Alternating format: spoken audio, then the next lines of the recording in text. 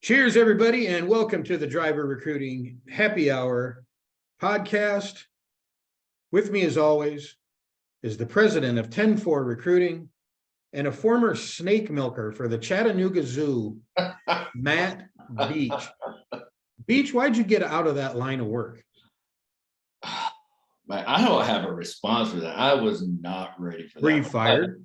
Yeah, exactly. Yeah, apparently Snake you're milking. supposed to use, you're not supposed to use you're not supposed to milk the snake with your arm. It's not you're actually supposed to put it in a cup with a piece of plastic with tape up.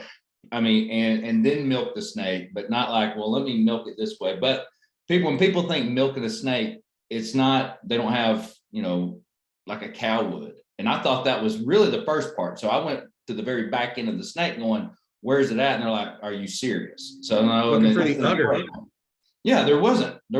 So anyway, yeah, it wasn't the snakes. I don't know if they enjoyed it or not, but was no complaints. No complaints. All right. I asked you to be on your best behavior today. Our guest is a doctor, and I want you to think about how far we've come. Yep. Our first guest was Iverson, right? Mm-hmm. It's a guy that went through the Minnesota public education system and just learned how to spell doctor. And Now we have a doctor.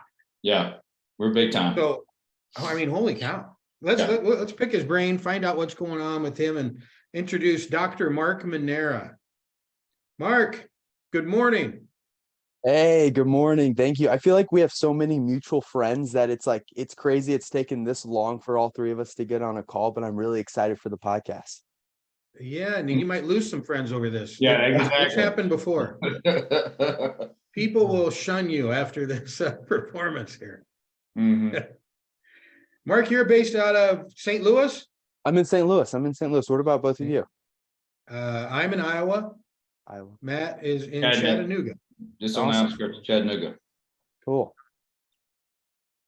So to begin with, tell us a little bit about Supply Chain Fitness and what horrible decisions you made in life that led you up to talking to us two monkeys here this morning.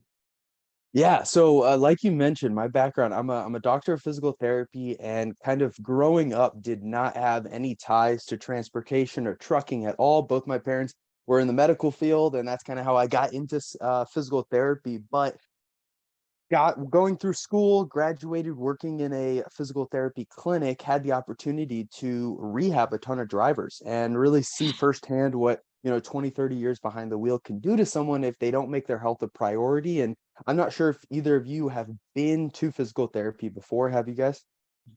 Yes. Okay, so it's not like going to your MD where he or she's in and out in 5 minutes and that's it. I kind of really got to know each of the drivers, learn more about their lifestyle, learn more about the industry, and just kind of really intrigued and interested, and specifically intrigued about some of the unique barriers that they face when it comes to trying to be healthy out on the road. And there was one driver in particular that I was working with who had just had a total knee replacement, and I was rehabbing him. And during that process, there's a ton of time on the table that I'm stretching, and I small talk with them. So it overshadows all the screaming because it hurts as all get out when you're going through that process.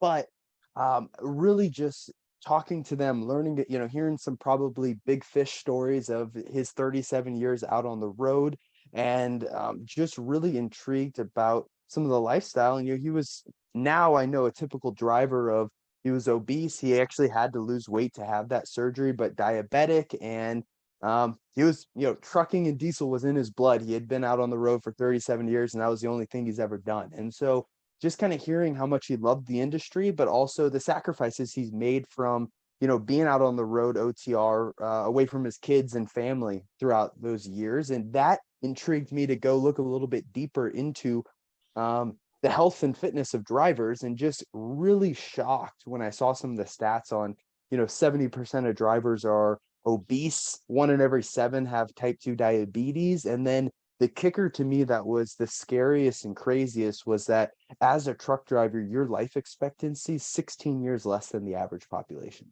Wow. 16 years. And, to me, being in the health and fitness world, I don't think anyone's career should define their health.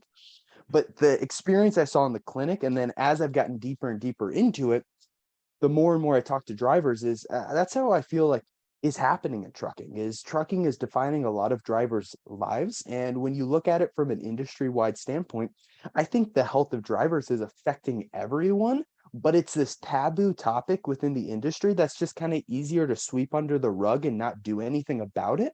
And that's why I really saw a huge gap in the industry when I came in and said, there was really no one coming in and trying to own the space of building something specifically for drivers that helps them live a healthier lifestyle anywhere at any time. And so that's what sparked me to start what was the trucking fitness company. And we actually recently rebranded to Supply Chain Fitness. Darren, I gotta say something, and Mark, not to overshadow this, but Mark is probably the number one podcast guest that we had that is phenomenal with his hands. Have you noticed that when he's talking? It's my Italian coming out. Bro, this is, and I heard everything you said, but I was just like entranced going, he's here, he's doing this, he's telling the story. And I was like, for people who can't see or just, driving in their truck or whatever, then they're listening to this. This is a work of art. Yeah. And so I don't know, it's because I don't know if you're very Italian. It's because you're a Very physical Italian. therapist or whatever it is. And No, it's my Italian blood. It's massaging the calf. It's touching. I mean, phenomenal with your hands, bro. Oh, thank you. And Mark, there's some insight into the podcast. You just gave us this 5-minute explanation. It's fascinating. And all Beach noticed was your hand movements. No, I told you, I heard, because one thing he's like, you said that your health should not be focused around your job, what your work, right? And what you're doing. Yeah, your career shouldn't define your health. Yeah. I love that. Career should not define. When I think of, again, not to overshadow what truckers go through, God help them, right? On a lot of them. But even I'm trucking as a whole right now is very stressful. I mean, just some of the stuff recently that's been happening, with layoffs, furloughs, and different things. I mean, it's stress. Recruiting is very stressful, but nothing compared to what drivers go through. I mean, just the amount of being on the road every single day. Where am I going to find a place to park? Am I going to be able to get some rest? Where's the next place I'm going to eat at? I mean, Mark, I realize it's very complicated and there's a lot of things into it, but I mean, I'm someone who has to put aside time to exercise every day. I've got a somewhat structured time that I can do it. I have a treadmill, a bike, weights in my house. I can't imagine trying to set aside exercise time as a professional driver with none of that stuff. Very little access or opportunity to find that stuff, and a schedule that changes every day. How do you tackle that?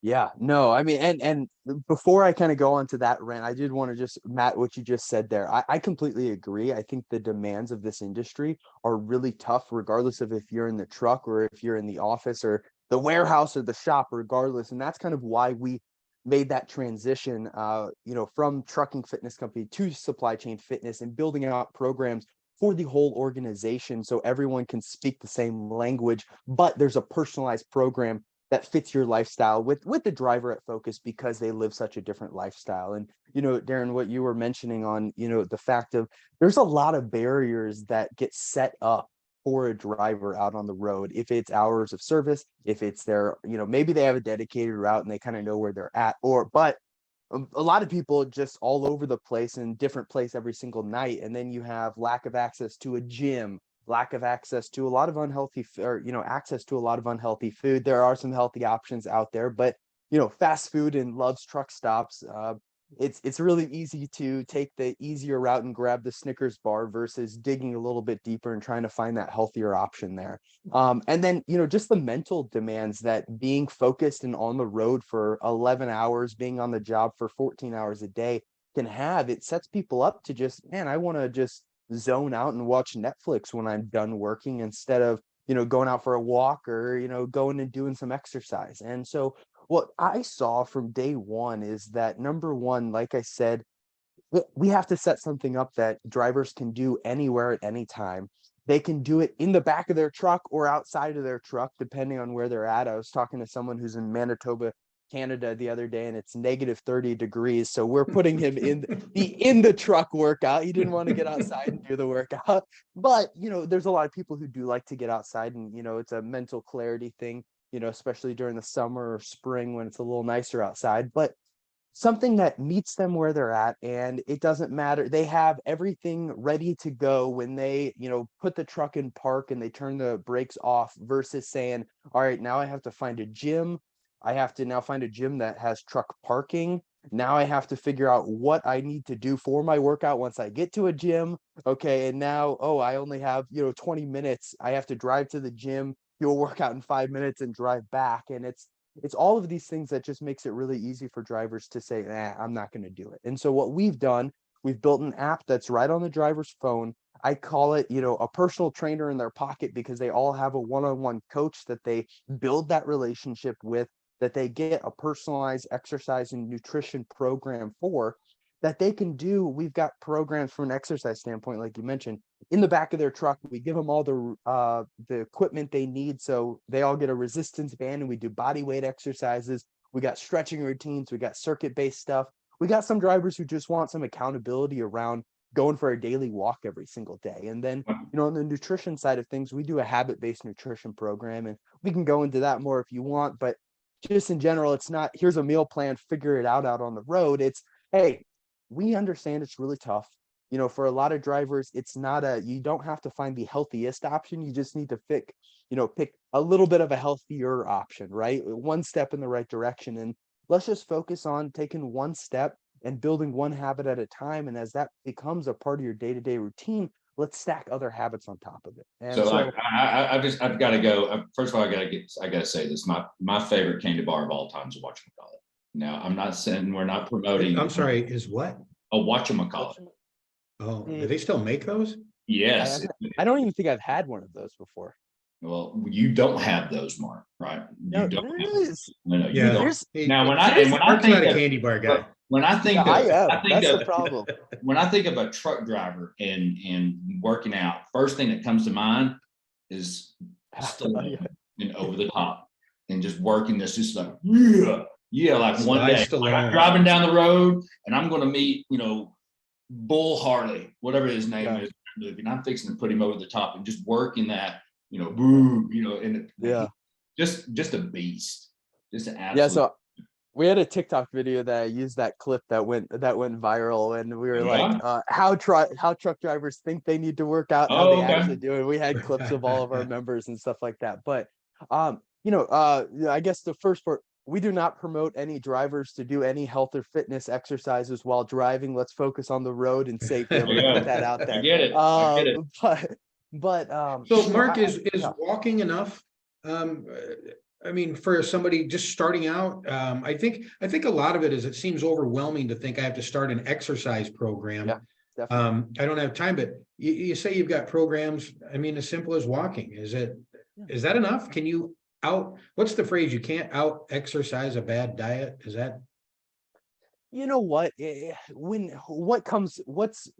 Saying what's more important, your diet or exercise? If you look at the research or you talk to a certain person, one person will make an argument one's better, the other person will make the argument that another one's better. At the end of the day, if you want to be healthier, you need to think about both of them, right? And I think our culture in general, this is outside of trucking, I think this is just in America, maybe North America as a whole, when it comes to health and fitness things, it's an all or nothing approach. It's, I'm starting this diet, I'm starting this workout plan, I'm changing everything, I'm making this 180-degree flip, and I'm setting myself up to fail day one, and I'm like holding on for dear life, and then I fall off, right? In the fitness industry, there's a whole term called yo-yo dieting, because you're on, off, and you end up in the same spot 20 years later. But, you've tried to make a change like 30 times. It's just failed after a week or two. And so what I tell drivers, and I think when you take that approach and you throw trucking on top of it, it makes it even more difficult because of some of those barriers that we talked about. But when I tell drivers is, let's set this up from day one, because your health goes with you for the rest of your life. Let's set this up in a manner that smaller than, let's start a lot smaller and let's just focus on doing one thing. If it's going out for a daily walk for 5 or 10 minutes, that's an awesome step in the right direction. And once that becomes consistent and you build up some of those smaller wins, then it starts to become a little easier to stack other things on top of it. And then, 6 years down the road, you're still growing over time versus, 20 in and out, in and out, in and out attempts later for the other person. Does that make sense? And so I think Yeah. at the end of the day, walking's awesome. If you're trying to be Arnold Schwarzenegger, you're not going to get there by walking alone. I don't think a lot of people are trying to be Arnold Schwarzenegger. So Oh, we can I just am. No, no, no, okay, no. there you No, go. I am. No, no, no, no, no, no, no, I am. Okay. How many- I Beach how got put on a guys, walking, Beach got put on a walking exercise at the beginning of the year. They told him to walk a mile every day. And at the end of the week, his wife had to go get him. The clown was 7 miles from home, standing there in the cold. He needs a lot of direction. How many steps? How many steps around, Darren? Here's it, and I know Doc knows this. How many steps around a truck is one? I don't know. I think there is a stat on how many laps there it is to do Around a a mile. standard 18-wheeler? How many how many laps? Sorry, not steps. How many laps? How many for 1 mile? I don't know. I would be lying. I'd be pulling it out of Is my it 52? No, Google told me it was 33. 33. Okay. Is that all? 33 laps around. I mean, that truck. doesn't seem 33 like that much, really. And No, and a dizzy headache as well when you're I know. That's what I'm saying. Like, how many times? I mean, could that? I mean, you're talking about. I want you to walk around this truck 30 seconds. Yeah. Well, the other aspect to all of this is, when I started this, what I did, and this was, I'm sure people listening to this in the recruiting world can empathize with me in this story, is I went deep into trucking Facebook groups. Wow, that was a culture shock for me getting as my first extent into trucking.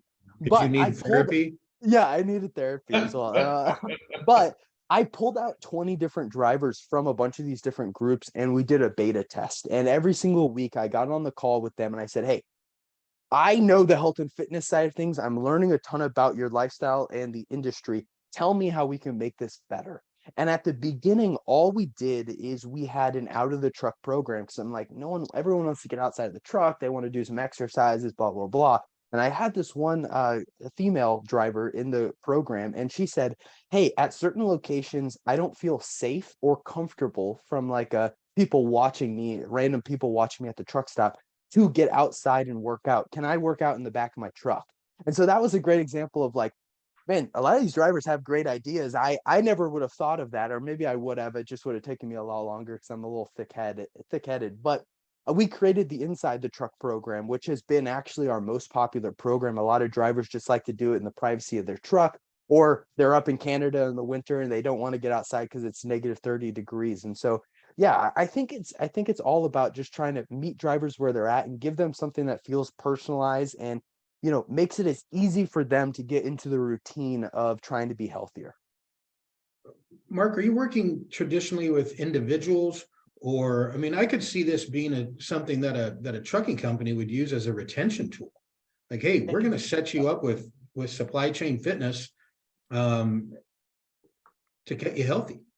Yeah, so we are our main focus is working with trucking companies and coming in and being a partner in that standpoint, because a lot of these companies will try to do some type of wellness or health and fitness program, but it's the third, fifth or sixth, job or task for the HR or safety department, or maybe recruiting and retention. And then when things hit the fan, it falls off and, it doesn't go anywhere, or they don't have the capacity or expertise internally. And so we come in and we take a lot of the day-to-day processes away from that. We build out the coaching, we build out the programs. I mean, we already have that all built out, but we give them access to our app and our coaching. And we work with their drivers. And, I think it's a huge opportunity for trucking companies to come in and be able to provide another benefit from and show drivers you care. And also from a retention standpoint, there's a lot of drivers who are sitting there with temporary cards and are, it's every time they see that DOT physical, it's a scary time of the year, every 2 years, or maybe every 3 months. And I think there's a lot of opportunities here to see a increase in retention from helping drivers be healthier. There was an orientation comment that I've got from a carrier probably a year and a half ago. And they were like, we have drivers who show up and their medical card is, borderline. So we put them to a physical again to get a kind of, we feel a bit in, just to make sure, and it's a high DQ. And one thing they found out is when they showed up for orientation, the carrier was providing pizza, Coke, different things. And it's like, well, no joke, their blood pressure's through the roof. It's like you're feeding them all this junk prior to, like, now go take a test. I mean, give me a break. I can only imagine what my cholesterol level was and blood pressure was after Thanksgiving dinner. It was well, and a lot of these guys have access to Thanksgiving dinner every day. Yeah, you're going to an all-you-can-eat buffet. It's just it's easy. Maybe you're eating one meal a day. It'd be hard. It'd be very, very difficult. I think what you're doing, Mark, is admirable. Look, an all-you-can-eat sushi buffet has no chance with me. Yeah, you're going to like sushi. Oh, I love sushi. You're going to lose money. Oh, you meant it the other way. I get it. You're going to lose money on it. There was that. Do you like sushi? Now, do you like sushi in the traditional raw fish, or do you like the avocado deep fried and with stuff around it? If it's on a buffet, I'm going to eat it. I'm going to be like no matter what it is. I'm going to be I'm just going to be like a killer whale. I'm going right in. I'm taking everything down. Country fried sushi. There's nothing wrong with that, by the way. It's all in moderation. You can eat at candy bar. You can eat, go to have a Thanksgiving dinner. It's just when it's every single day, multiple times a day, and you're just going to town and you're drinking soda, a 12-pack of soda every single day. That's where things start going really far down. And so, I'm all about going to a buffet here and there as well. And that's talking about stereotypes. That is literally the worst part about owning a fitness company, is all of a sudden when you talk to new people, or you're like at a conference or something like that, when people are drinking alcohol or grab a cookie from the dessert, they're like, oh, I shouldn't be eating this because I'm in front of the fitness guy. It's like, come on now, I just ate a bunch of cookies as well. It's okay. It's all good, man. Well, when you meet Veach and I in person, we will be drinking bourbon. So good. Do you have programs for, and Matt kind of alluded to it a little bit as well earlier, with the stress involved inside the walls of the trucking company, the recruiting department, where you've got people dealing with rejection over and over and over every day, goalposts that continually move. You meet your goal this week and there's a new goal on Monday. It's a high stress, docile. I mean, it's not manual labor other than picking up a phone or typing. Do you have programs for the trucking companies themselves, for the employees inside the four walls, excuse me? Yeah. So we've got 4 different programs, and we kind of say the center is, and our bread and butter is the driver program, just because that's kind of what we started with, and we've grown from there as well. But He froze. I think we just lost Dr. Mark Manera. It was inevitable. He's our first doctor. It was a matter of time. Yeah, it's going. He was going. Look at that screenshot right there. And he's there still got his hands going. Oh my gosh, I'm so sorry. I don't know. That has not happened to me. Okay. Oh, It's so usually now me. blame it on our podcast. It's never happened. This No, never it's my happens. internet. No. I don't know what it is. This never happens. So I'll restart that. Right after we mentioned bourbon. Yeah.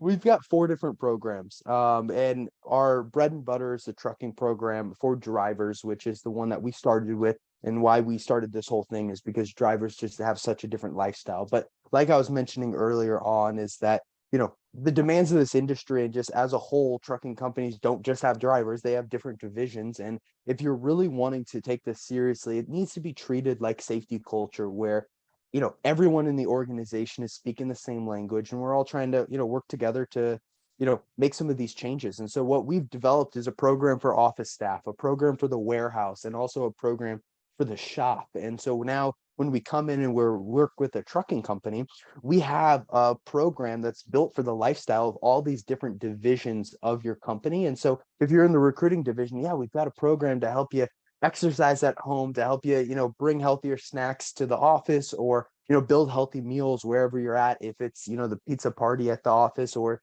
trying to feed your kids at dinner. Talking about feeding kids at dinner, that's a nightmare right now. My kids, I don't know what it is. Kids today do not eat leftovers. I mean, that was the whole thing with my parents. Like, it's 3 days. So, example, my mom came and visit me and my family two days ago. She brought back some German chocolate cake, and I'm like, let's do it. It's my grandma's recipe and everything else. And it dawned on me. I went, Mom, did you just make this cake? She goes, no, I had it prior to Thanksgiving.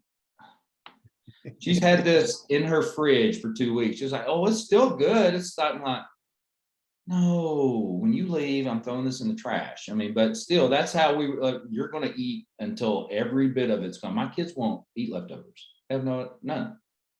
My grandpa, I grew up eating all these leftovers and as well, but my grandpa, we have a joke in the family.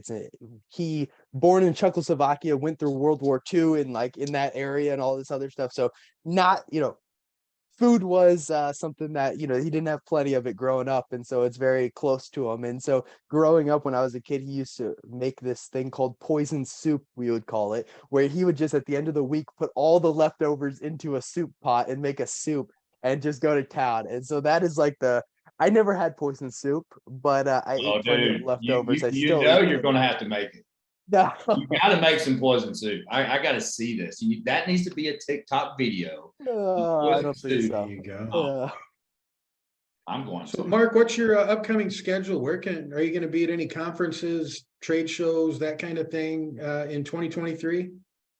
Yeah, so I think off the top of my head, I think I'm probably going to be at Matt's coming in March. But other than that, right now, I've been going to a lot of the conferences that I'm speaking at. So if there's anyone listening who's looking to, bring this topic of, health and fitness into the conference and want someone to speak on it, I'd love to come over to your conference. And, I'm not sure right now. I'd have to look at my schedule. I know I'm going up into Canada in April for a conference as well. But I think that's all that's on the books at this moment. With being a startup, the conference budget is lean, and we go to the ones that we can get in and speak at. Biggest bang.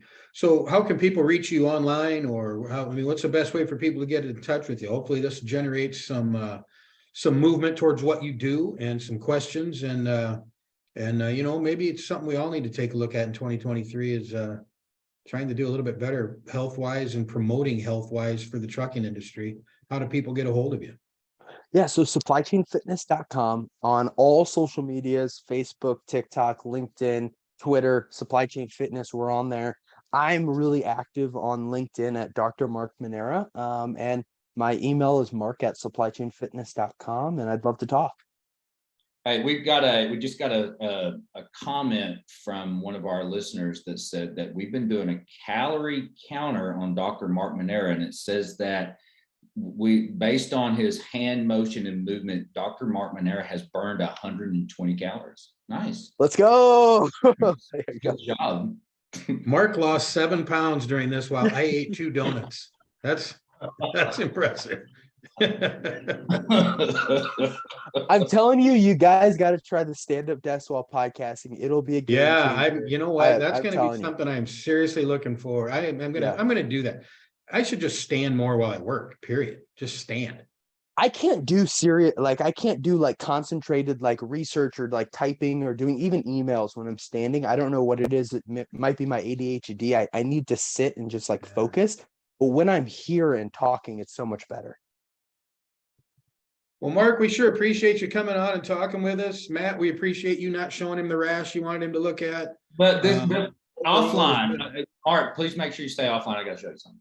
Yeah, I'll send you the invoice. All right. This is where we cut out.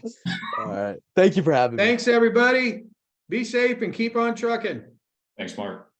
Thank you.